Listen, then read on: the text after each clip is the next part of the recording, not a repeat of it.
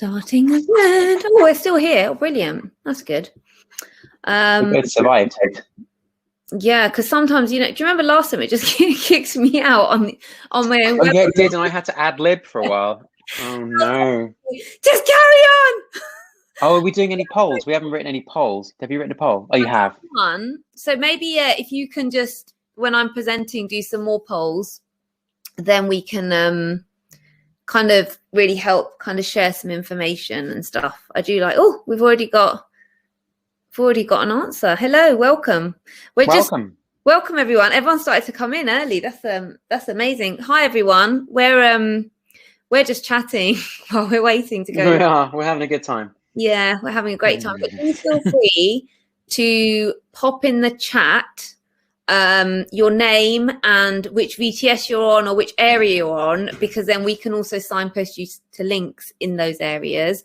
Also, we're really nosy, so we want to know these things. Yeah, we love knowing these things. And just to know who you're sharing the information with, I'm Surina and I'm a GP based in Southwest London. And Craig, do you want to? I'm Craig and I'm a GP in Islington, which is in North London.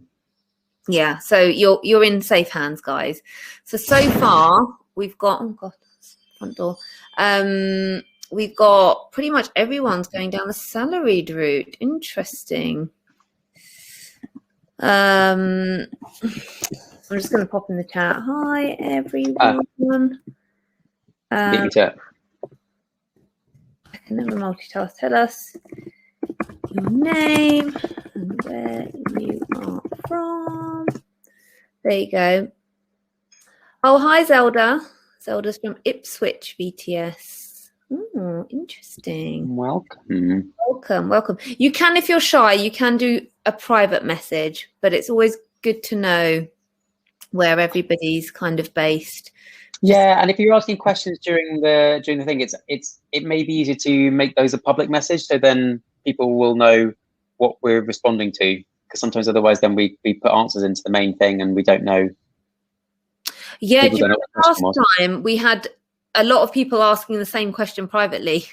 And so it might help to just ask your question. So hi Sahil, hi Aaron, Aylesbury and Liverpool. Oh wow, okay, cool. I think we're going to have a good spread of people. Wirral, oh hi Sadia. Okay, great. Everyone's doing the poll at the moment. How many people are we going to get, Craig, today that are going to do the partnership box? I think, I got it right last time, didn't I? Yeah, you did. Yeah. I think I did. I think it'll be like 2%. Okay. All right. I can't remember what I said last time. You can't put yourself down. I don't think I'm allowed to poll. I don't think I'm allowed to vote. Yeah, you might not be. Okay, welcome, David. Changing. So, some people wanting to go down the portfolio GPSI route. So if you've got a special interest, also share that if you want advice on what kind of special interests to pursue. So we ran this webinar last year and it was hugely popular. It was only supposed to be an hour, and I think an hour and a half later we were like, right guys, we've got to go, okay, we've got lives. But the questions just kept coming. So do ask the questions. Like really, for all you guys, this is about making tonight a way of you asking the questions you might not be able to ask during VTS, to get some very real answers from two GPs that have a huge amount of experience, and hopefully kind of get you feeling a lot more confident about the transition that you're going to make into general practice over the coming year. Okay, cool. So, more people doing portfolio GPSI route, salaried locum. No partners yet, Craig, but there might be. Hi, David. It's early days. Yeah, it's early days. That's true. So we're going to give everyone another 4 or 5 minutes to start logging on. We have had hundreds and hundreds of people sign up to this, which is great. 65-25.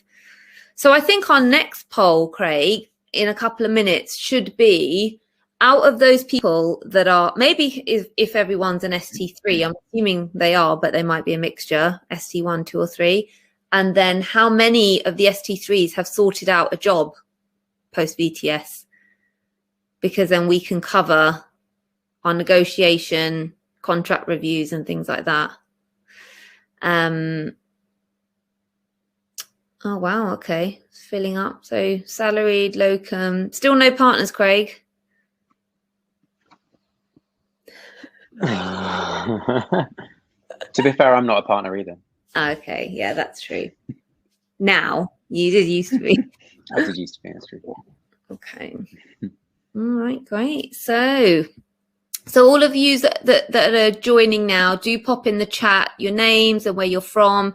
If you're feeling shy, you can send it as a private message, but it's always good to know which areas are joining so that we can also tailor you to resources and support in those areas kind of going forward. Oh. Yeah, and do let us know if you're an ST1, ST2, ST3. Sometimes we have newly qualified GPs and sometimes mid-career GPs, even sometimes late career GPs who join us. Oh yeah, I remember actually. We did have a few late career GPs last time, didn't we? I'm sure they were the trainers from the BTS. Like, I really want to know how to negotiate my contract. I really need new terms. I need a pay rise. How do I ask for one? Okay, brilliant. So I'll give everyone a couple more minutes. Welcome, John. Welcome, Ashrafi. Welcome, Stephanie. Welcome, Will, Monique, Carly, Ahmed. Got a few people from Liverpool in today. Welcome, Liverpool. Strongly representing. Yeah.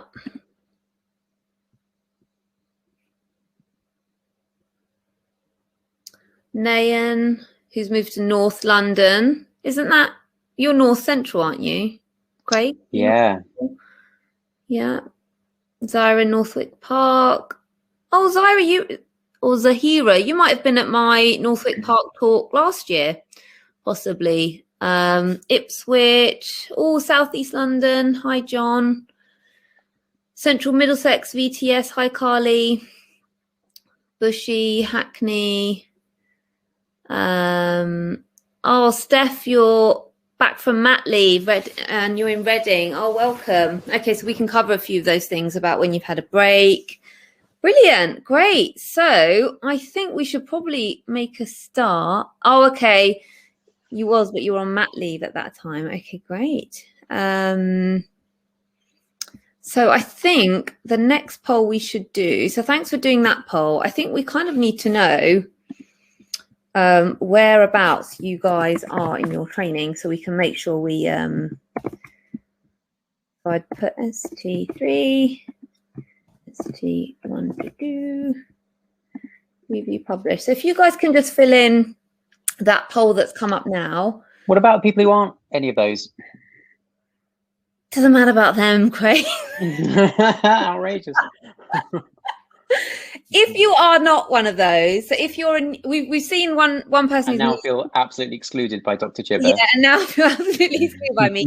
Do pop in the chat. Are you newly qualified? Are you a first five or not represented in this?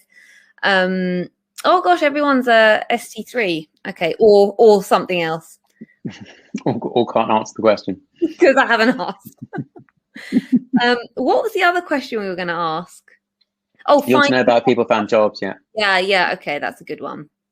So let's ask you guys, just because it's going to really help us to really hone in on what information we give you. I have a job. Sorry, Nayan. CCT. And what's Nayan? Feel segregated. Oh, sorry.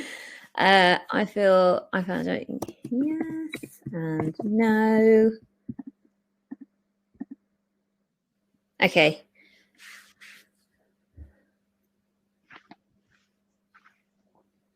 Oh, okay. Gosh, some of you are on it. Wow. 20% have already sorted out a job. 80% haven't. I'd be really interested, of those of you that have sorted out a job, how many of you have reviewed and signed your contract or had sight of a contract that in a place that you've agreed to work? Because we're going to be covering that as well.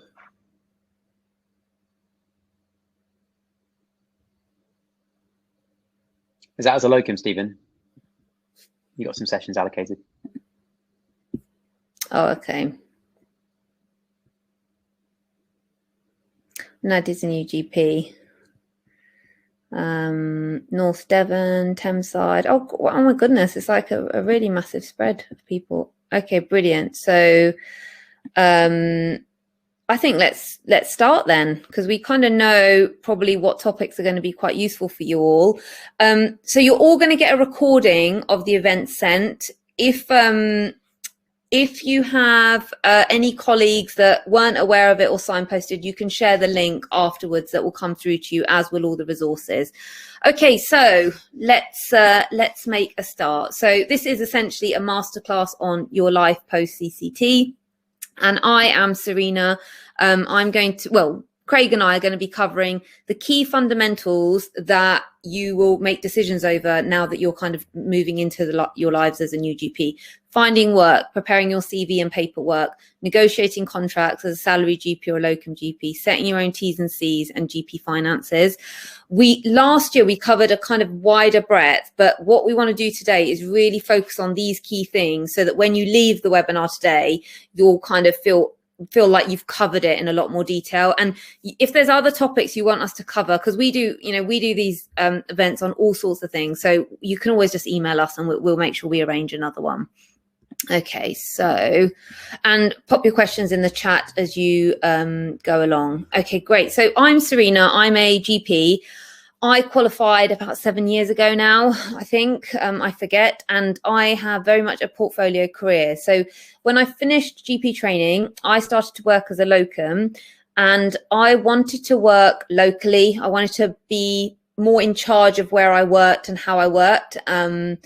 And I didn't really enjoy working through agencies or third parties and being allocated to places I didn't really know or weren't familiar. And I also found that actually wraparound support was really important for me, like accessing CPD, finding out where to get an accountant, all those kinds of things. So I set up my locum manager at that time, and that's essentially a popular financial and job managing toolkit used by thousands and thousands of GPs across the country. I'm going to cover a bit about where NHS England's plans are with regards to locums shortly, but so that you will know, for those of you that are going to be locuming. But essentially, my locum manager supports GPs to find and source work locally, to manage their diaries, to manage all the finances, pension, tax, and access specialists that they need throughout their careers. The Redwell picture's up there because I'm a presenter for a company called Redwell GP Update, and that essentially began when I was an ST2, because I started to teach medical students at my local medical school. That was a paid role, and I really realized that I really enjoyed medical education. So then when I, a few years later, went on to set up my local manager, I found that actually accessing good updates and good education to keep kind of practicing and, aware of all the new changes that were happening in general practice was really difficult, unless I went to dodgy drug rep sponsored dinners with these dodgy dry sandwiches. And I just thought, there must be a better way. So my company partnered with Redwell. And as part of that, actually, because I've got teaching experience, I took on a role as a presenter, which I really enjoy. It's a lot of fun. I've been Macmillan GP in my area for 2 years. I'm actually moving on from that role now, just because of time commitments. But that wasn't patient facing. That was more managing the strategy of cancer care and patient outcomes. I write for Pulse, and I've been involved with my LMC and my CCG as well. Right, Craig, over to you. My board doesn't look quite as full, does it? My name's Craig. I'm a GP in Islington in North London. I CCT'd in 2014, so we've been kicking around for 7 years or so now. In that time, I've been a locum, a salaried, and a partner, and I'm currently very much portfolio. So I do locum sessions. I also am a clinical lead for a practice caretaking project. So that's a practice that's essentially been closed and is we're turning it around. I'm a clinical director for a primary care network, and you'll hear about those more in a different setting probably. What else do I do? What's at the bottom? Oh yeah, so I do lots of meetings, and that's my dog there, Stella, who sometimes makes an appearance. I hope she won't. She's in a different room, but sometimes she makes an appearance. So just in case. Did a photo bomb our webinar last year and stole the show. She did a bit, yeah. So the questions tab is, honestly, feel free to ask any questions that you want here. We want this to be a really fact-packed kind of session for you guys. And no matter how irrelevant or how kind of little you think that question is, do ask it. You can ask it privately if you want, but kind of we're all friends here. So, you know, by all means, just go ahead and ask. So those of you that have been on my VTS talk will understand that these are the documents that you need to get ready before you are going to start work, whether that's a salaried role, portfolio role, or locum. And essentially the first three will happen that the CCT certificate, GMC and performers list will happen when you're signed off your e-portfolio. Putting together an up-to-date CV, we're going to talk through that now in the next couple of slides about the things you need. And I think what's really useful with Craig is, Craig, you review those things, don't you? Like when you were with your partnership hat on, when you were kind of, you know, at your practice. So your insights into what a practice would expect is actually really useful. Certificate of indemnity cover, for those of you that aren't aware, just ensure you organise your own indemnity when you start working.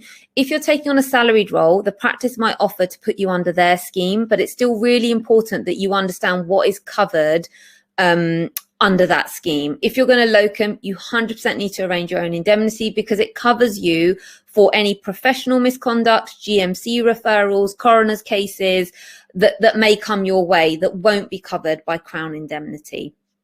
Your immunisation record, references and copy of your passport are required. If you're going to locum and you're going to sign up to an agency or a matching platform, you'll be expected to upload these documents onto those. If you're going to work directly for practices and use something like My Locum Manager, you can upload them and share them directly with your chosen practices as well. If you're going to be a salaried GP, you want to get these together for your practice manager because they will also need them to hand. Okay, so the next bit, we're going to talk about kind of writing a CV. And for some reason, people get really nervous about kind of putting a CV together. So I've created a template, which I'm going to put the link in the chat after I've just presented this bit and handed over to Craig. But you can follow that template to create your own perfect CV. So that template starts with career aspirations, and that can just be a short paragraph on what you enjoy about general practice and what you want to pursue. So mine had on it about my interest in medical education and workforce, for example. Yours could be very bespoke to you. So Craig, I'm going to hand over to you now on the next two slides about CVs, and I'll pop in the chat the template and where everyone can get it from. Yeah, so we Surina and I were both involved in a face-to-face version of this type of discussion. We used to look at quite a lot of CVs. I think one of the things, there's some things to remember about CVs is what is the function, what's it for, and essentially your CV is you trying to get an interview. So your CV needs to tell enough about your qualifications that you meet the person's specification, that you would qualify for interview. And I wouldn't assume that necessarily it's the person who would be employing you who'd see it. It could be an administrator just checking against a pro forma. Not always. So just try and make sure that the bits that you need to express are really clear and aren't hidden behind a whole load of stuff that's not relevant anymore, such as basic sort of mandatory training, such as, you know, you've done your BLS. I mean, everyone's done their BLS, the fires. No one really cares about that. Things that are too old. So like, you know, summarize your GCSEs by all means, but don't tell everyone exactly what happened. We've all moved on from there. But also, the CV should also help to try and differentiate you or show what's different about you from anyone else who's got the same qualifications. Essentially, anyone who's a GP will have a medical degree, some good A-levels probably, and they will also have MRC GP. Otherwise, you can't be a GP really these days. So actually, what else is interesting about you? Why should you, if there's a long shortlist, be pushed to the top? And so some things, when we used to read the CVs, one of the things I used to ask people was, what was it you'd like me to have learned about you from this, not having met you? And actually talking to people, you guys are all immensely bright, immensely interesting. You all do really interesting stuff. Pretty much all of you will have something which can lend itself to leadership or you know, other experience, which isn't necessarily always medical and isn't necessarily being the head of anything. But give people a sense of who you are and what you're interested in, including some interesting things that you've done and why you'd be suitable. And the other bit that can also be really helpful, I think, as long as it's relevant, and this links a bit to your question then, Nyan, is actually if you've got the opportunity to talk a little bit in a cover letter, for example, is actually, well, what kind of things are you interested in? How would you like, how would this job, what would you bring to this job? What would you bring to the practice? What are you interested in developing, and what could be an opportunity? Of course, if you're going for a locum job, I wouldn't, you know, you probably want to focus much more on your technical skills and you know, that you can use EMIS Web and or equivalent. But actually, if you're a salaried and you want to get embedded somewhere, or you're becoming a partner, or you're doing a, you know, any other job, actually, is, well, what is it that you can bring, or what is it that you would like to do? How does this marry up, so that they get a sense of who you are and what you're interested in? Yeah, definitely. So I think from a locum perspective, you just want to really show your professional qualifications, your proficiency in clinical IT systems, and that you're safe, that you have a system of updating yourself regularly, what your interests are. I think is probably more relevant. And for a salary GP, you probably want to go a little bit deeper in that. So the second page covers things like presentations and audits, past professional activities, and practical skills and your personal achievements. One of the things which I would say is, remember, your CV is prime real estate, so you don't want it to be too long. I know people say it should only be 2 pages. I'm not sure I subscribe to that necessarily, but it shouldn't be hard to find information. But the things that are on there should either be there because they have to be there, or be there because they say something about you. And I just be really cautious with presentations and audits, because actually just saying that you did an audit or you did a presentation doesn't say much. But actually, did you learn something? Was it special in some way? Did you present it somewhere? What did you learn about it? How has it changed you? Because then that helps the person reading it to get a sense of who you are. The other bit that we also often say is to have kind of like a master CV, which has got everything on it, and you keep updated. And then what you then do is, you then, depending on the job that you're applying for, you pick out the bits and change the order, so that if you're a locum, you want to put your clinical skills, your technical skills, you know, your GP experience, the different types of places that you've worked. Have you worked in urban or rural areas? Have you done duty doctor? But if you're applying for a portfolio role, well, actually those are less important. So you can minimize those and put higher up, for example, your leadership experience or your teaching experience. And so then it just helps to focus the reader on the bits that you really want them to see. So it's quality, not quantity. So that, you know, the key things that reflect what you've achieved and that represent the kind of GP you are, as opposed to just pages and pages of paper. So Nyan's asking, what are your thoughts on what should be included on a cover letter? So I think the cover letter is your opportunity to draw attention to bits that are in your CV. So you don't want to rewrite your CV, but it's an opportunity to do a kind of a bespoke, you know, I really love to work in your organization. You particularly seem to be looking for X, Y, and Z. I'd like, you know, I've had experience with X, Y, and Z, and this is what I learned, and I'm really excited to learn more, you know, develop that more, or depending on what it is. But it's your opportunity, I think, to draw attention to bits. But you also will find sometimes when you get person specifications, this is less often for like salaried sort of traditional GP jobs, although not always, and increasingly now you get those, but they'll often have an essential criteria, which is often around qualifications. We'll often say things like, you know, are you a good team player? I mean, I don't know how you demonstrate that really, and no one ever says they're not a good team player, do they? But actually, there's also desirable characteristics. So sometimes people have had particular experience with teaching, or they're looking for particular experience with women's health, for example. Your cover letter is an opportunity just to highlight those bits, because then don't forget also that the purpose of this is your ticket to get an interview, and at the interview that's where you can show yourself completely. So you don't want your cover letter to be pages and pages long. It's just literally how can I demonstrate I meet the specification, and how can I focus you on the bits in case you're just skimming through it and you've got 100 of these to read. Yeah, and if you're applying through a job advert or through some kind of advert, you'll see on there what the practice is looking for. So your cover letter could be related to that, for example.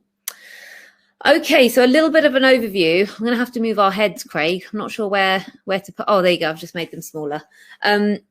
So this is kind of like an overview of the different kind of roles available. I'd say currently there's a big trend towards the sessional GP. So someone who's salaried for part of the week and then does locums on top. I think partnership is something that people often evolve to after they've been a salary GP or a locum for a while. So it's okay if at the moment it seems like something that's a bit too scary for you. I think portfolio GP is kind of where everybody's trying to head, where they kind of create this mixture of skills and, you know, ways you can use your brain differently during the week in order for you to stay energized in the general practice role. So just as an overview, so your pay as a salary GP will be very constant. As a locum, it would be variable, but that's important, therefore, to have some regular practices where you work. And I think that's one thing that I was really, I kind of experienced myself when I started locuming, was the unpredictability of not knowing where you're going to work, until I actually built some local links with practices and I became their go-to locum. So I would do pretty much all their sessions. And for me, that was great because it meant each time I'm not going somewhere new, having to get my passwords and my login and be like, which room am I going to be sitting in? Who's going to be there? And for the practice, it was continuity. They knew me, they knew where I'd be allocated a room, and they kind of, we just had a very nice relationship, and I kind of built that into MLM. And off the back of that, actually now we're launching in the next few weeks like a national practice directory where you can essentially search for any of your local practices. They could be by your child's nursery or next door to you, and just connect with them directly so that you can actually just say, look, here's my availability, you know, send me sessions when you need. So you can build that stability, and then on top use agencies and apps or whatever else you want, but you've got work you don't need to share. I'd say as a partner, well, you'd probably say, what would you say as a partner, Craig? What was your salary like as a partner?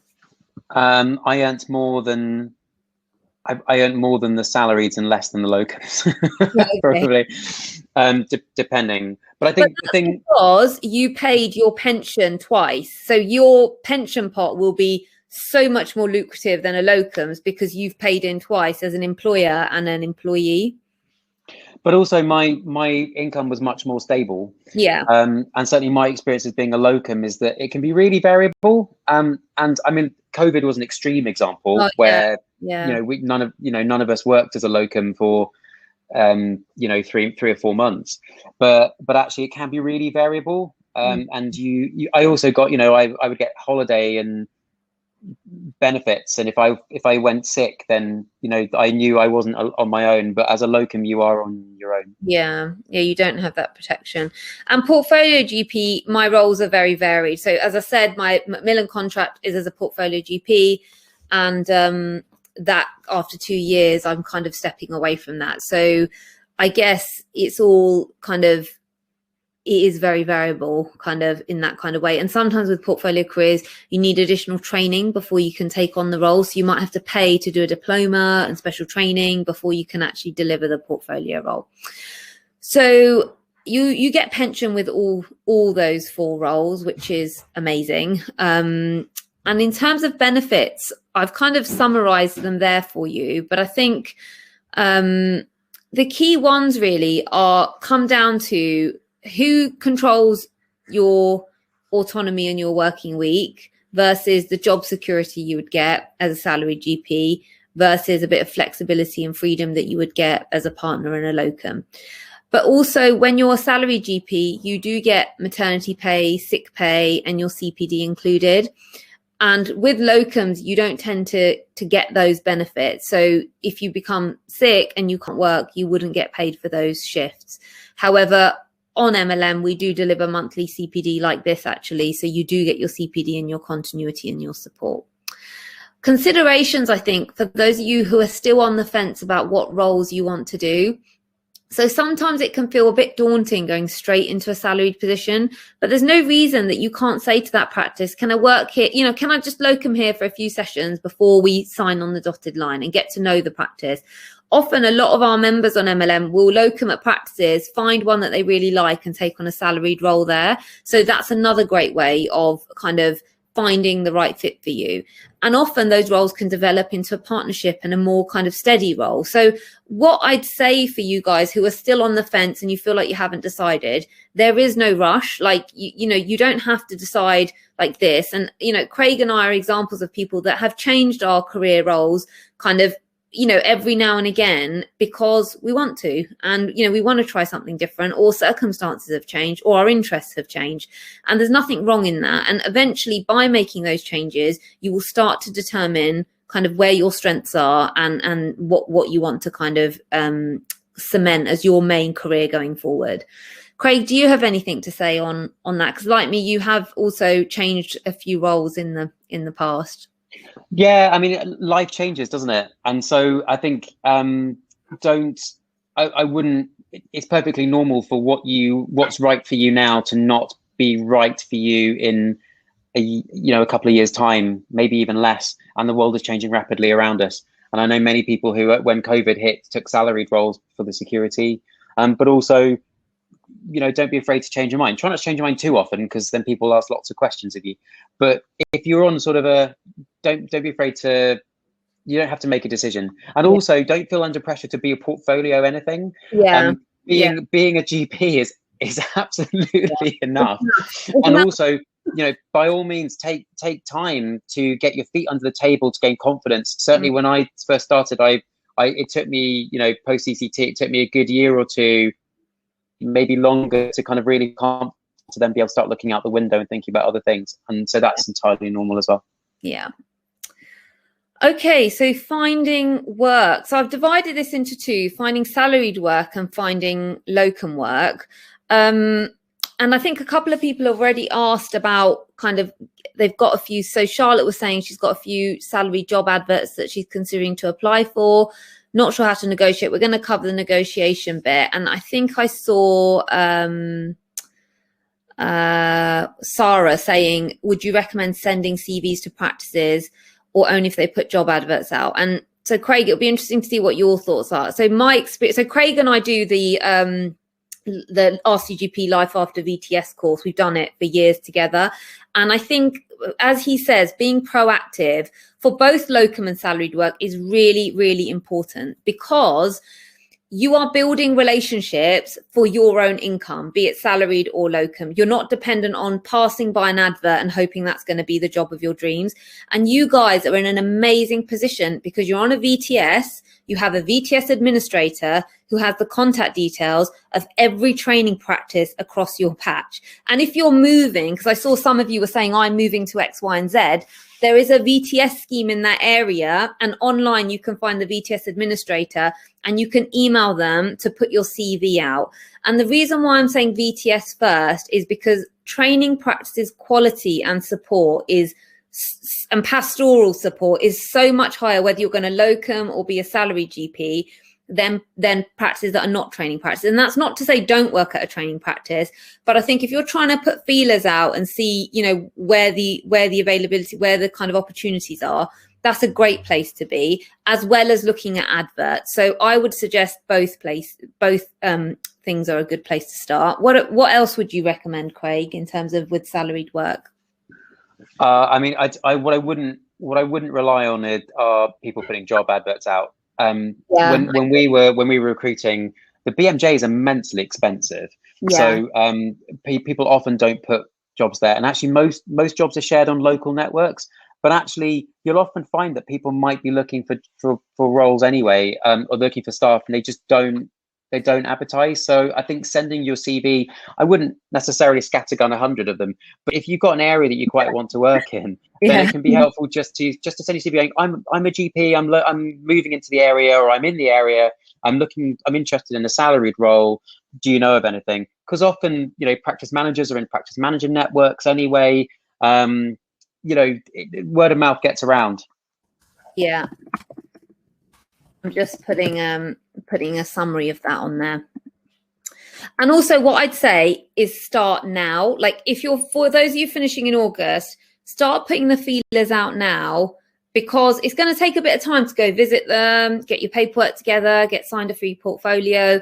And you might as well start looking a bit more about what's out there already. So definitely I'd say start now. For those finishing later on in the year, a few months before you finish, start putting a few feelers out, because there's nothing better than when you finish VTS and you're thinking, oh, I've got my locum shifts lined up now, which I didn't have. I finished and I was like, oh my God, like, what now? And then it took me a good 4, 5, 6 weeks to start building up my own network. But I think why not? Why not start being proactive now? Because also you'll start meeting practices and getting a feel of what's out there and what's kind of a good fit for you. We're going to cover negotiating in a bit, so I'll talk about that.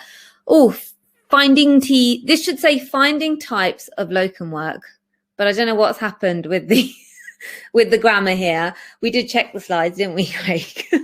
So there are many, many different ways of locuming. And I have only ever locumed, actually. I've done lots of different portfolio roles, and there's not much about locum work that I don't really know. So what I'd say is think about the kind of work that you want to do. So for me, when I finished, I kind of went through faceless booking platforms and agencies and stuff. And I really didn't like going somewhere I'd never really been, traveling around, being onboarded, etc. Until all my friends said, why don't you just contact a few practices directly? And I was like, can I do that? And also what I think I've learned is that my first kind of direct locum work at a practice was to cover maternity locum. And then I went on and I thought, oh, this is great. I'm going to be here every Monday and Wednesday, like all day. And, that's my regular income sorted. And so there's maternity locums, there's ad hoc locums where you might do a day here, a day there. There's long-term sick cover, there's out of hours, there's urgent care. There's so many different ways of working. And what I'd say is kind of for those of you thinking about locum work, again, like you can contact your training practices and start saying, hi, I'm looking for kind of long or regular work. Get that in the bag, and then also kind of, source work any other, there's WhatsApp groups, there's so many other ways of doing it.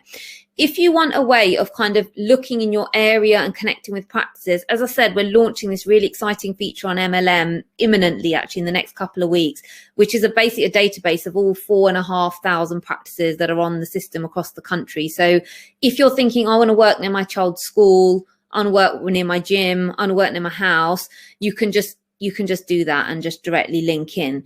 But again, for those of you finishing in a few months, just start putting the feelers out now and see kind of what comes your way, so that when you finish, you're kind of ready to make that transition and it's not all new. And also it gives you time to go and meet those practices a bit as well. Okay, a little bit of an update on the locum landscape, just because you guys will all be seeing the outputs of these over the coming year or two. So last year, I don't know if any of you are familiar with the primary care flexible staff pools framework, but last year when I say I mean like my locum manager team and I was invited to NHS to meet with NHS England, and they had a plan of where they want to create more of the locum workforce as a flexible workforce across areas. And they have this idea that setting up banks is the way to do it. And I said, well, actually, when you work on a bank or on an agency or on a platform, you're competing for jobs with other people. You will have your own practices where you work and you like working. If I've been a salaried GP somewhere and I leave, or a trainee somewhere and I leave and they say, do you want to come and do sessions? I'm not going to say to them, yeah, post it on your bank and I'll apply. I'm just going to say, yeah, okay, then I'll do some sessions. And I also raised some things that I've learned over the course of running MLM, which is that actually working in general practice, no matter what role you're doing, goes far beyond just, being a bum on a seat to see a patient. Like, especially when you're working flexibly or as a locum, having support, having access to advice, kind of having all your other problems met, like, should you set up as a limited company or a sole trader? Where do you get a good medical accountant? What if I want to buy a house? Like, what's my mortgage situation? Where can I find a recommended financial advisor? And it's all those problems we support GPs with. And so I said, look, I think that if you're going to do this, that you should think about the majority of the way locums work, which is with independence, direct relationships, and needing this support. So anyway, they opened up this framework, 35 providers I think over 35 applied, and we were one of the few that got on. I think one of 4 that got on this framework. And we're the only one on this framework that offers that wraparound support and more holistic way of working. So essentially, for any of you who are going to be locuming in your areas, they might say to you, oh, yeah, we've got a locum bank, sign up or whatever, which you might want to do. But you also might want to kind of have your own autonomy as well. And if you do, then MLM's a good way of combining both things together.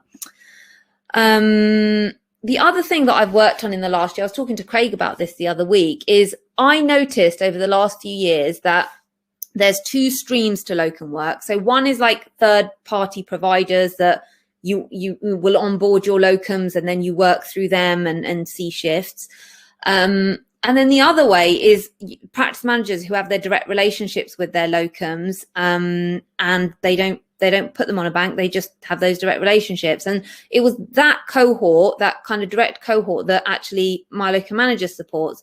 So we when I say we, I mean kind of the MLM team started to work with EMIS kind of a few years ago to create like an interoperable way you can onboard, share your diary, and then be connected to every practice in your local area that you might want to work for. And that is now launching on this framework in a way to help GPs just feel more in control, be more kind of have more autonomy in the way that they're working flexibly, rather than have to work through third parties, and really kind of facilitating local work in the area. So I'm sharing this because these are all new things that are going to be coming into play. You might be seeing kind of your CCG or ICS talking about this kind of stuff. So it's just worth being aware of that's kind of where NHS England want to take things with regards to flexible working. I talked a bit about support. So the kind of support you get on MLM is discounts for Redwell, Headspace. We've created a great Locum Essentials guide, which I'll share in the chat, which covers all the GP emergencies, and a really good guide on invoicing and pension, which I'll cover as well. We do monthly webinars. Craig stars in some of them often, and we just cover very topical things every month, which counts towards your CPD. You get discounts off medical equipment as well. So essentially just a complete toolkit to help you guys get forward. So I've already talked about this actually, the 2 different ways of locuming. So I think we'll move onto contracts now. Oh, this is just actually, let me just quickly show you MLM. So you will have your diary, you add your jobs. If you get invitations from local practices, this is what it looks like. And you can summarize, you can do all your invoicing, pension, tax, and stuff on it. And there's a support button there where you can find out anything you want about locum work, and you'll be emailed regularly about the webinars. If you're working directly as a locum, you need to have your T's and C's in place, and there's a sample template that you can use on the resources section of MLM. What you need to understand really with regards to locum work is kind of what are the times and dates of the sessions you'll be working, and then add them onto your MLM diary. Are you doing an on-call or duty doctor, in which case you'll be doing home visits and prescriptions, or are you just seeing your pre-booked patients? With remote working now, you will be required to have a login for AccuRx and any other kind of digital health tools that the practices are using. So make sure you've got those ready. With regards to your pay, so I've always had the view when you're working directly, I just ask the practice manager, what's the usual rate of the practice? And then my question is, does that include pension? I have never gone down the route of, well, I don't get out of bed for less than £100 an hour, because to me, it's more about relationships. And I do work at a practice which pays me a lot less than most of my other practices, but it's a lovely little single-handed GP's practice. All the admin is taken care of. It's just such an easy place to work. And I do, lots of regular sessions there. So, and I know what they pay me is what they can afford. So I guess it's a case of what you want, but I think be open to what else you're getting aside from that.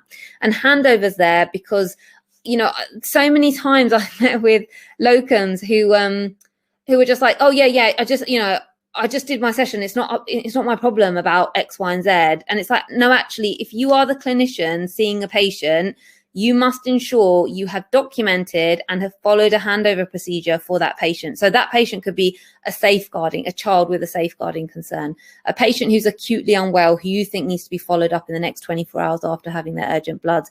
And every practice will have a pathway for that. So just make sure you document properly and that you follow that pathway. So that firstly, you're working to the best of your ability, but you're also delivering the best patient care that you can. So Craig, over to you about kind of contracts and what questions to ask when it comes to salaried work. Yeah, I think you've set this up really well, actually, Surina, because I think a lot of it is, although I absolutely agree, and my experience as a locum is that you should absolutely have the conversation before you start somewhere as to what your duties are, what they're expecting of you, and what you're expecting, so that those match, because actually that's often where things can go wrong. But also, you don't want to be too rigid, because it is, as we discussed already, it is about relationships. People also talk about you, as much as we talk about our practices. And actually this is also about you building your brand, not to get too MBA about it. I'm studying an MBA, I forgot to say that. I'm doing a master's with the NHS Leadership Academy, in case anyone's interested in learning more about that. You can ask me, it's fine. But actually it's also around, it is about marketing yourself to some degree. And that's true whether it's a locum or a salaried or in any other role. So I suppose whatever job we're talking about, there are some questions to ask yourself, and it's like, well, what actually is important to you? What matters to you right now, and what's likely to matter to you in the next few years? Because then that actually helps to guide you as to what kind of roles and what kind of jobs you might wish to do. And to what level of commitment you're willing to make. So if you think, well, actually, I'm likely to leave the country in 2 years' time, well, partnership's probably not the right thing. But actually, a salaried role for 2 years isn't wrong if that also works out for you. Do you have other commitments? Are there other things that you would like to do? In which case, how do other jobs fit into that? And what, it just helps to guide you. So it's helpful to be a little bit introspective and reflective when you start. And then about particular jobs, actually, what is this job something that you want? Would you like to do that job? Is it nice as a job? But also, does that job offer you other things? Is it maybe not the perfect job, but it offers you an opportunity to train or to gain experience in something, or to step into something else? Or, for example, my partnership role allowed me to be on the board of directors of a local GP federation, which was what I was really interested in. But I knew that I needed some kind of positional authority in order to be able to do that. And so that also helped me to do that. But also, a job isn't everything. So, does this job allow you to do other things that are outside of work? And those of you who are parents, as well as being in any way a human being, in any other way apart from being a parent, I'm in absolute awe. But you've got parenting. It might be that you've got other things that you do, other jobs that you have, other commitments. And how can this particular role help you to do that? And is this a good fit? In terms of some of the questions, I think I noticed there was a question in here about contracts and what you're entitled to. The first question to ask, if you're talking specifically around salaried roles here, is to the practice, are you a GMS, a PMS, or an APMS practice? That's going to be gobbledygook to lots of you. What it's referring to is the type of contract that practice holds with NHS England. So what type of contract is it? It's important because it guides what type of contract and terms and conditions you should be expecting. Essentially, GMS and PMS contract practices are often the traditional model. So they will have partners and salaried doctors, whereas APMS are often either owned by private companies, or they're atypical in some way. They'll have like a lead GP, but there's not a partnership model.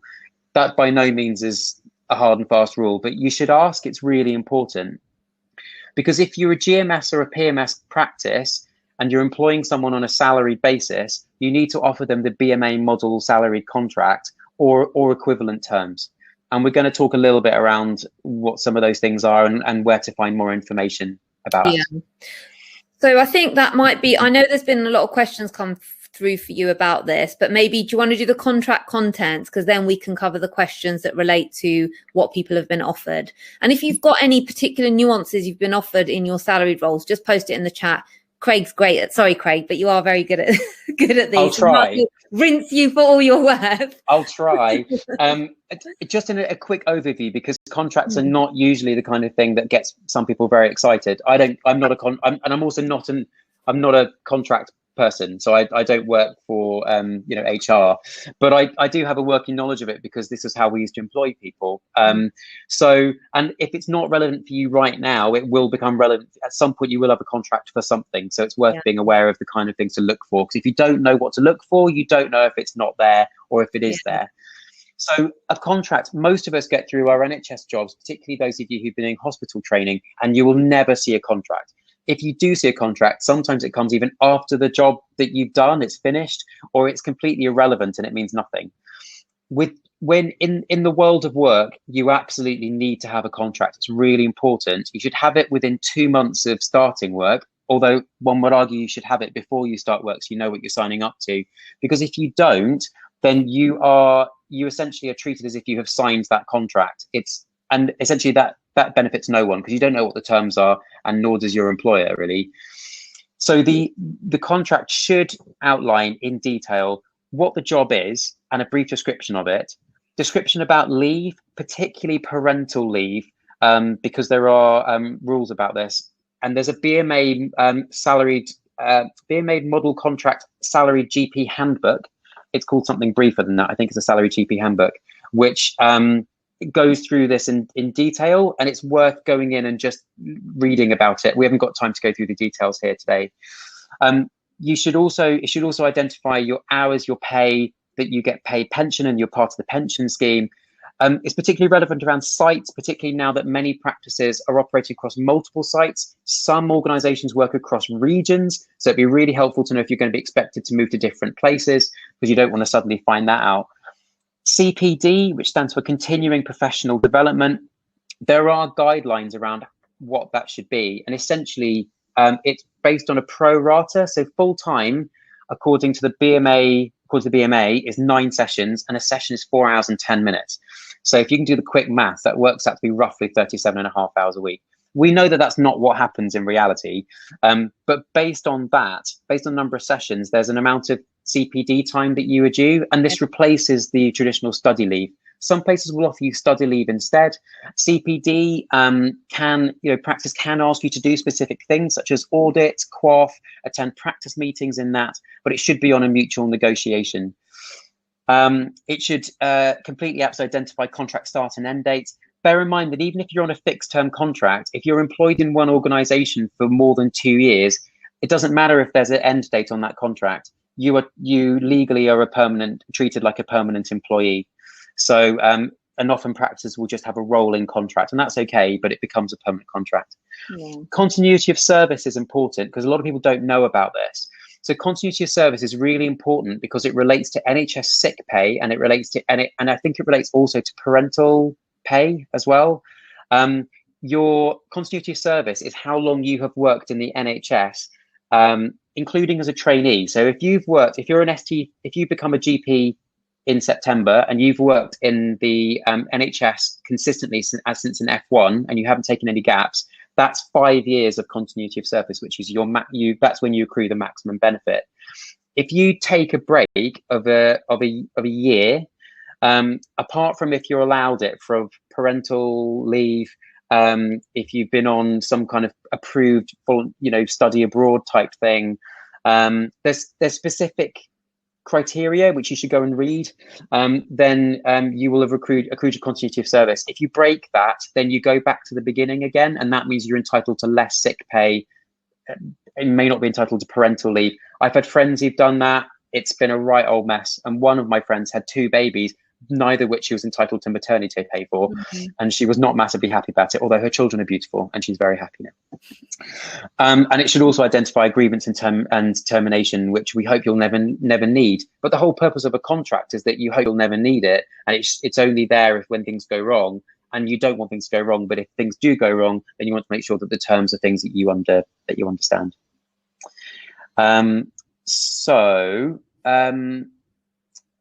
Those are the overall bits of the contract. As I said, you'll need to go into the salaried GP handbook on the BMA. It's available for free as long as you sign up to BMA. It's an easy read. It sounds awful, but it's actually a really easy read. It's really clear in case you need to check on that. So I guess the next bit about, Will's asking, does locum work count as continuous NHS service? Yeah, so it's a grey area. It used to be that it didn't. So if you took more than 3 months, if you locum for more than 3 months, then you broke your NHS continuity of service. That, according to the latest handbook, says that actually if you locum within the NHS for up to a year, then you don't break the continuity of service, but it's a grey area. And I think if you think that that might be an issue for you, then the BMA are your go-to for that. And if you're going to sign up to the BMA, whatever you might think of the BMA, if you're going to sign up to the BMA for any point of your professional career, it's probably when you are thinking about signing a contract, because they can check the contract, they can advise you if it's compliant. Bear in mind though that APMS practices don't have to offer you the terms and conditions anywhere near the BMA model. Yeah, they're supposed to, but they don't have to. And so that's when you may need to be vigilant around what those terms are, particularly around maternity, sick pay, etc. And that's why at the beginning I asked, for those of you that know where you've accepted a salary job, have you had sight of the contract? So now what you can do is go back and say, is it a GMS or PMS practice, in which case this should be a BMA model contract or an equivalent? And if it's not, why not? And if it's an APMS practice, you know it's probably not a BMA contract. So when you get your contract reviewed, you'll know and be highlighted what the pitfalls are. So hopefully going forward, that should be useful. Craig, can I just fire some questions at you, because they're kind of coming in thick and fast, and we might lose them. Okay, so I'm just going to scroll down, and then we'll do a negotiating bit. Because I know some of you are saying, like, how do you negotiate? So Harriet, I will come. So actually, Harriet, I'll ask you a question now. So Harriet's been offered a salaried post where she's an ST3. She'd like to take it, but there is no sick pay apart from statutory. Is this normal? Is it legal? And does she have grounds to challenge it? That's the first part. Again, the question you need to ask is, are they a GMS, PMS, or APMS practice? If they're GMS or PMS, then that shouldn't be the case, and it should reflect your continuity of service. If it's APMS, then it can basically be whatever, unfortunately. But you're in a position to negotiate. Yeah, so I would probably go back and say, once you've worked out what type of practice it is and maybe had a contract review or referred to the BMA handbook, you might want to go back and say, look, I've noticed that there's no other sick pay apart from statutory. Could we agree on this, which is in the standard BMA model contract as part of my contract? And that's how you would present it. And she's also saying the salary of 9k a session, which seems low for London, but not sure. Now, I thought 9k, I did a VTS yesterday, and in a VTS I did the day before, they were like, oh, in our area, it's 8.5k a session. But in the VTS I did yesterday, it was 9k a session. They were like, no, that's what we start from. So I don't know. What do you think, Craig? 9k a session? So there's no pay scale. So unlike when you're a trainee where you run pay scales, it goes up every year, you're within a range. There's no pay scale for salary GPs. What there is there's guidance from the DDRB, Doctors and Dentists Review Board, that came up today, which suggests it's on a slide coming up later, but it essentially gives a range which is ludicrously wide. So it goes between something like 6,700 a session through to 9,800 a session, something like that. But actually, no one needs to follow it. I mean, if you're getting paid 6,700, something's gone wrong, unless it's really a job that really works for you. But actually, the pay is based on what the going rate is locally to you, what the job is. Is it a nice job? Is it a job that you want? And remember, money's not everything. So is it a job that actually would work for you? Would you feel supported? Does it work with the other things you need to do? Because actually also some jobs that pay quite a lot more often pay quite a lot more for a reason. So sometimes you do need to ask why that might be the case. Yeah. Okay, Stephanie's asking, do practices ever pay for extra training or portfolio things like MRCOG or COIL qualifications? Would it be appropriate to ask for this, or is it done by GPs in their own time with their own funding? So I think it depends on what the practice wants and or what the organization you're working for wants. If they're looking for someone and they're keen to they think you're the right person and they want you to develop you, then it may well be part of the negotiation of, well, would they pay for a course so that you can do the thing? I think if it's for something that only you want to do, I think it'd probably be quite unlikely that they would pay for it. You could do it probably in your CPD time, but often, unfortunately, with lots of these things, as doctors, we end up paying for most of our things that we do and do it in our own time. But Stephanie, what I would do is keep all the receipts of that and speak to your accountant whether there's a proportion you can claim towards your ongoing development, and see if you can claim some tax back that way. Nadia's asking a very good question. When should you ask about the contract details, at interview or after being offered the job? There's often a sweet spot, which is after the interview and before you accept. I think it's worth, though. I think if you genuinely don't know anything about what the terms and conditions are, then you should find that out before or as you apply. So actually, you should find out if the practice is a GMS, a PMS, or an APMS at the point or before you're applying, because then you should know what you're getting. And also, usually when people talk about, they're advertising a job, they often will let you know how many sessions it is. You can ask them what kind of days they might want, or if they're asked for anything in particular. That's a perfectly reasonable pre-application or at the point of application. I wouldn't ask too many questions or be too specific in your interview, because you also don't want to give the wrong impression. And Zelda's saying a PMS practice have said they don't have to offer CPD time. Is that correct? No, it's not. It used to be that PMS practices didn't have to offer the model contract, but essentially for the last however many years I've been doing this, they have had to. CPD is built into that. It may be called something else. It may be called study leave, but CPD or equivalent should be in there. And if they don't offer it, then there needs to be something equivalent. Otherwise, it's not. If you're not sure, then get your contract checked by the BMA contract checking service. And also sometimes it's a practice manager that gets back to you and says, oh no, we don't offer this. In which case you can just say, oh, can I have a chat with one of the partners? And they'll say, yeah, we do. We offer study leave. And the practice manager is thinking it's CPD, but actually it's study leave. So just clarify with maybe one of the partners if there's any lost interest, something you need to clarify, beyond what you're being told by and the other bit to remember is it's not just if the terms in the contract aren't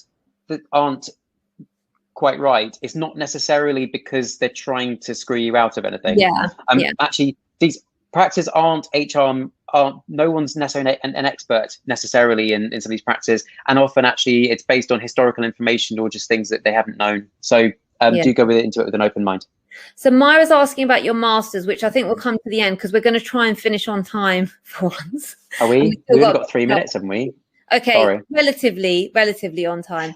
Sarah's asking, I've read that 4 hours, 10-minute sessions should be split into 3 hours clinical and the remainder for admin.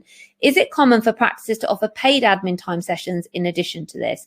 Do you mean, Sarah, as a locum? Because as a locum, you will have two scenarios. One is where they say to you, can you do a half day or a full day as a duty doctor on call, in which case you'll be doing a bit of admin, bit of patients, bit of phone calls, bit of home visits, bit of everything, but you'll be paid for the half day or paid for the whole day in a chunk. Or you'll have your pre-booked session. So I do 9 till 12, 1 till 4. Often that's my session. And in that session, I'm expected to see all my patients and do all my admin. I have catch-up slots, but I don't have any specific admin allocated time. I just have to work within the 3 hours that I've said I'll work and do all my bits. And I think that's fair because it's self-generated admin. So I guess it depends on the kind of setup you've got. If you're a salaried GP, they wouldn't be additional for admin. Well, no. So it depends. It depends on the role. So the BMA text says that a session should be divided. The proportion should be, as you said, 3 hours or so, and then an hour of admin. The reality is we know that life isn't always like that. And also some people have different duties. So if you hold a list, for example, there'll be admin associated with that, which isn't just about your face-to-face, your direct clinical contact time. So actually some places do offer additional admin time, some places don't. Bear in mind, though, that although there was a question there about negotiating, and we'll talk about negotiating next, is that actually you have to be mindful of what everyone else gets, because you can't necessarily ask for something that everyone else doesn't get if they're on the same job as you. So there may well be other things there, but it's not by any means standard to get admin time. It's also you're not being done out of anything by not getting admin time. It really depends on the job. Yeah. As we move on to the next one, Myra, I hope I pronounce your name right, is saying, is there any particular skills that might make an individual more employable? And I was laughing to myself because I thought, just being a GP at the moment, you're employable. You could just say, I'm a GP, and they'll be like, done. Yeah, please come. Yeah. The reality with this, Myra, is that it's about market forces. So it's about what people want and what people need. And actually, it depends on also what you enjoy. I mean, I wouldn't do anything just to make yourself more employable, because especially if it's something that you don't want to do. But actually some skills are quite, relatively uncommon. So and some skills are in demand. So things like coil fitting and women's health are often in demand. But actually, if you've 6 people in your local area who all have coil fitting, then actually you're not particularly special.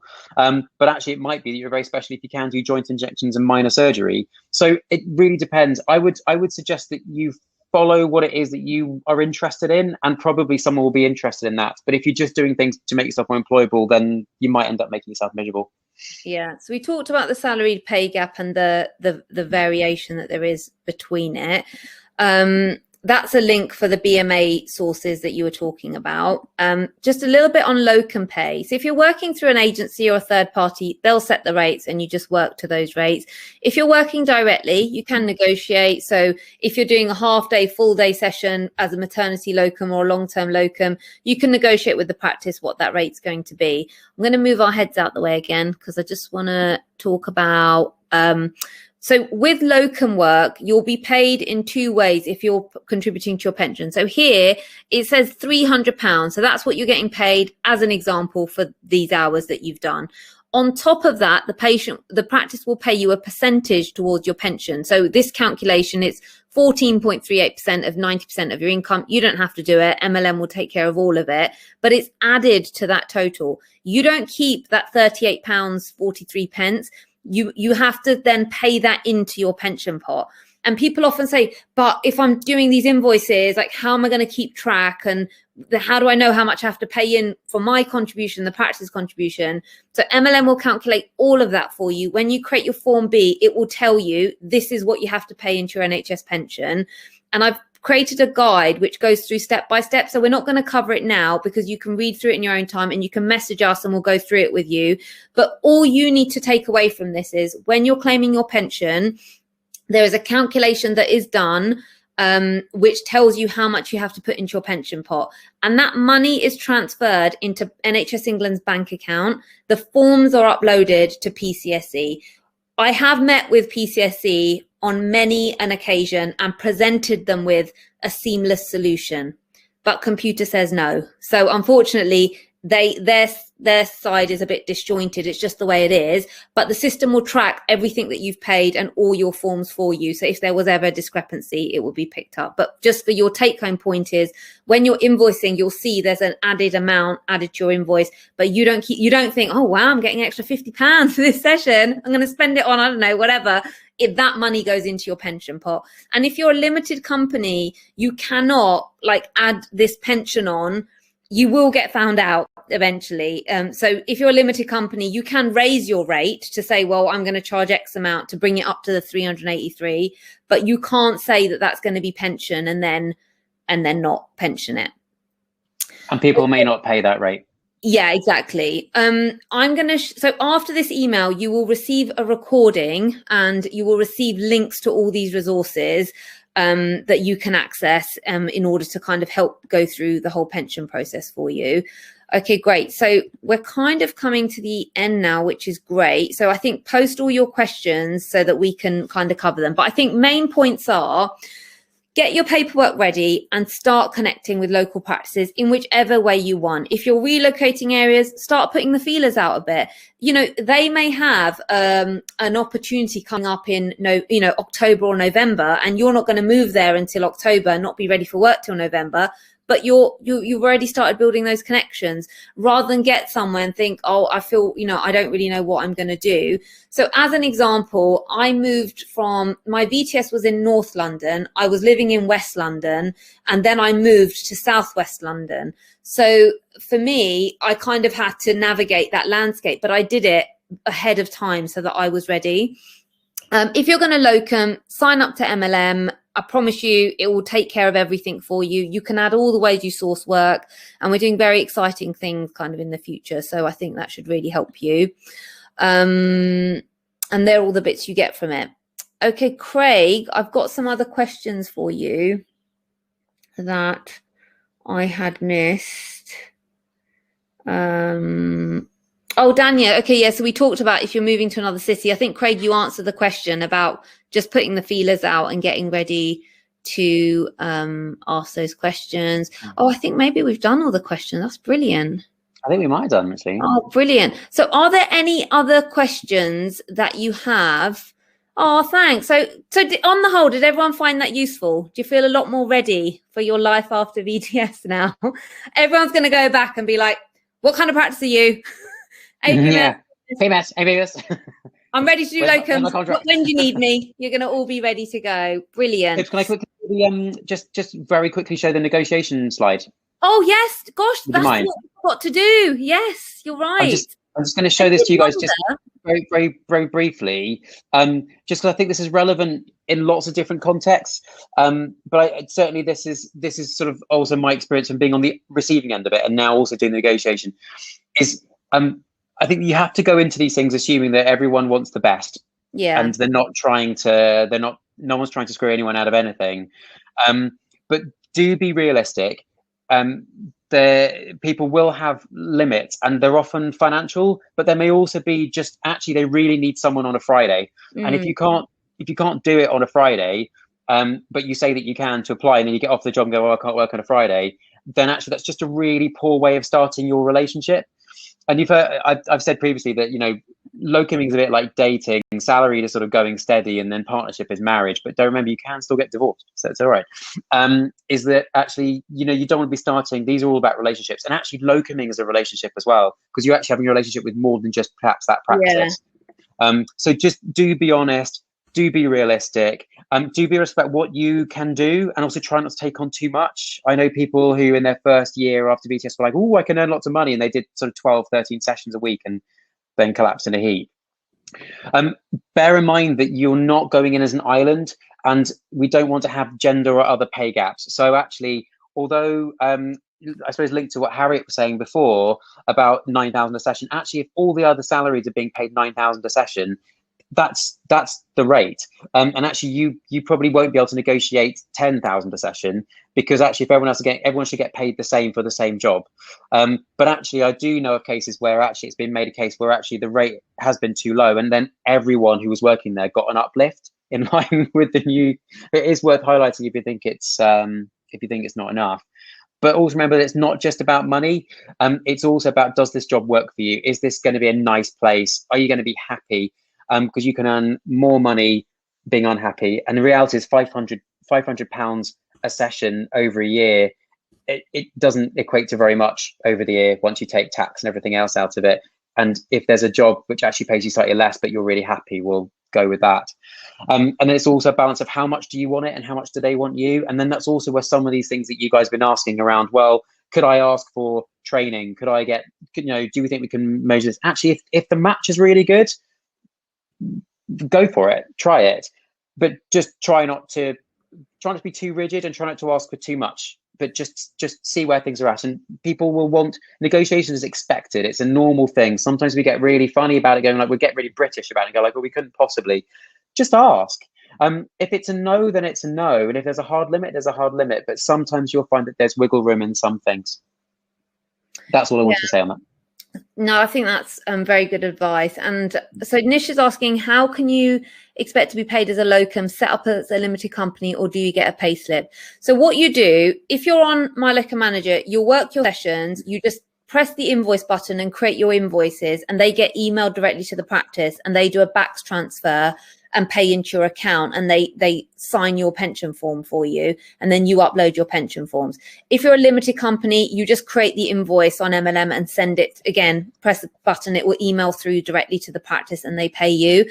So what you're going to need to do as a locum is have a way of tracking, which is kind of what my last slide was about, if I just try and find it. So as a locum, you're going to have, so here on MLM, you have your diary, you have your invoices, and then you generate an invoice and press a button and it sends that invoice and pension form directly to the practice. So you don't have to track, where did I work, how much am I owed? And there's a financial suite where you can see who hasn't paid you. So the steps as a locum that you kind of have got to go through, Nish, this might be quite relevant for you, is putting together all the income you're getting as a locum. So you might be doing some urgent care and out of hours, which might pay you in a separate way. You might be doing your direct bookings. You might be doing hub work. Who knows? Whatever it is, centralize it. create your invoices and it logs your tax for you, creates your pension forms and it tracks your pension contributions as well as your mileage and your expenses. You press a button and that goes to the practice and then they will pay you. You don't need to do anything more than that. That is how you do it. And what I would say is if you're setting up as a limited company, you should get advice from a good medical accountant about whether that's the right thing to do for you, because your pension contribution, if you became so unwell you were unable to work and you've been contributing to your pension, they will pay you your pension to cover your mortgage or just give you a payout for that, which you forego when you go as a limited company. When you forgo your pension, you'll miss out on all those contributions, and you also get massive tax relief on your pension. So anything you're paying in, you're saving twice because you're getting tax relief on it and the government are contributing to it. We've got a database of very, very good accountants. You can just message through the support chat on the website and just get the right advice before you make that decision. Okay, great. So I think that's it for tonight. So I'd say for any of you guys who found this useful and your colleagues weren't aware, send them the link when you receive it. We're going to email you all the resources. Sign up to MLM when you're going to start locuming. You get a free trial for 2 months to check it out. And as Craig said, the BMA review of your contracts is probably key, because once you've signed, that is what you're working to. And we have, as GPs, never had to do a contract review or negotiation in our trainee lives, actually. So it's the first time. So you want to get it right. So I think they would be my main tips. Anything else, Craig, that you can think about sharing? Surina doesn't pay me to say this. She doesn't pay me at all. But my Locum manager, I use my Locum manager. I have done for the entire duration I've been a Locum, and it's an absolute savior. I have no idea how anyone calculates the pension contributions at 90% of this, that, and the other minus whatever, and then you get a check. No idea. So just the software does it. And get a good accountant, because they'll help you. And try and have fun. Yeah, enjoy it. Honestly, actually, that's really true. One thing we haven't told you is there's so much fun to be had on the other side. And I think, you become independent, you make your own decisions, you decide where you're going to work. It's great. It really, really is. So I think, embrace it. Don't be scared. We're here. You can always message us. One thing I didn't say, which I should say, is for every friend you refer to MLM, you get a free month. And there's some GPs that referred 12 of their mates and they haven't got the discount. So just make sure you get that, because, every little counts. But I think, as Craig said, it's going to be a lot of fun going forward. Don't be scared, embrace it. There's a lot of support out there. And actually general practice, it is a hard job, but it is one of the best jobs. I'm so glad out of all the other specialities that, I've gone for general practice, 100%, hands down. Would you say the same, Craig? Yeah, I was a core medical trainee for a horrible year of my life. And I think being out of the hospital is where it is. Not that I'm biased or anything. There you go. So yeah, any other questions, whatever, feel free to message. And good luck. Did you answer Myra's question about your leadership thing? I was going to say, no, I didn't. But I'm doing an MBA, so I'm doing a master's in business. One of the things I learned when I was a partner was I'm just interested in getting some training and how that kind of bit works, because that's not the kind of brain that's not the kind of training that we have, is it? And I think as partners, we try and do business without having had any formal training in it. But I'm also interested in building services. I'm not interested in commercialization or private medicine. I'm interested in how do we learn how to be efficient, how to get the most out of things, how to sell services to patients, because actually we want patients to use pulmonary rehab, to use social prescribing, but how do we build stuff without it just being random and haphazard? I'm doing it through the how can you tell us a bit about it? So how was it funded? How did you find out about it? How can other people do it? So I'm doing it through the NHS Leadership Academy. So if you Google that, you'll find that they support a variety of things. Essentially, it's a subsidized. They sponsor half of it. So I paid for half of the masters. I'm doing it through Bradford. And there's lots of other opportunities and fellowships. I was a Darcy Fellow in my first year after qualifying. That's a clinical leadership fellow where I worked in commissioning. There's lots of those that are around. There's just lots of opportunity. Yeah, but I the agree. difficult bit is knowing where the opportunity is, because they don't put it all on one opportunity website. But it is about keeping your ear to the ground, and just keeping an eye out. These fellowships that are around now as of this or last year, I think maybe this year. Yeah, You know, actually, everyone who's newly qualified within the first few years, you have opportunities to do a fellowship. If it works for you, try it. If you know, give it a go. We're all evolving, growing organisms, and you know, you can also layers in our onion. Finish. You can also email like your local training hub and say, I'm interested in doing this leadership or coils or whatever. Would there be any funding for me to do it so I can deliver it locally in the area? So I think there's going to be a lot of lots of opportunities through training hubs as well.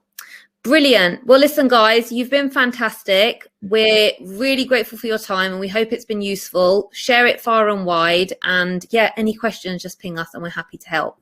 And Craig, thank you for giving up your evening to keep me company. I always have such fun. Always a pleasure, Chibs. Always a pleasure. Fun with you. No one quite does contracts like you do. Thank you. What a compliment. All right. Good night, everyone. Bye, everybody. Bye.